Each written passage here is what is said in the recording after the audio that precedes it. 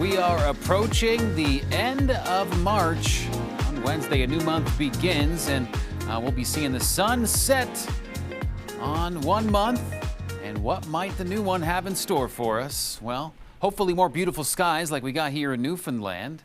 However, it does look like we'll be dealing with some active conditions. And while some parts of the country have been enjoying a bit of warmth, and for Fredericton, see a lack of ice is a byproduct of some of the better temperatures, although Atlantic Canada still trending a little bit on the cool side still.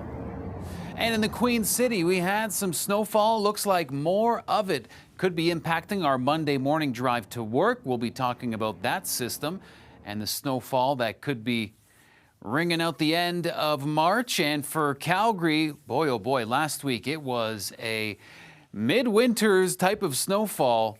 And we'll be looking at, again, more snow impacting the city in the short term. We'll get into that full story. And in Mount Seymour, British Columbia, this corgi looks like it would be unaffected if it had to see more snow. But for the rest of us, perhaps it's gotten old, and we'll be talking about just how much snow might be left for you in the forecast. Let's bring in meteorologist Kevin MacKay. Kevin, the good news is some folks are maybe getting into the 20-degree range for Monday. However, there is still some disruptive wintry weather with a couple systems impacting Canada. Yeah, some people, but it's just in one small little corner of the country. And it's all thanks to this one storm that's going to be going across the country. And it's already started in Calgary, getting even more snow over the next couple of days in the south side of the province. Now, this is actually, I'm going to call it a Montana low, because we're going to see this low really develop south of the border. And the snow will stretch towards Regina, so more still to come for southern Saskatchewan. Though Manitoba, they're going to kind of step aside for this one. Now, I want to take a close look at Calgary.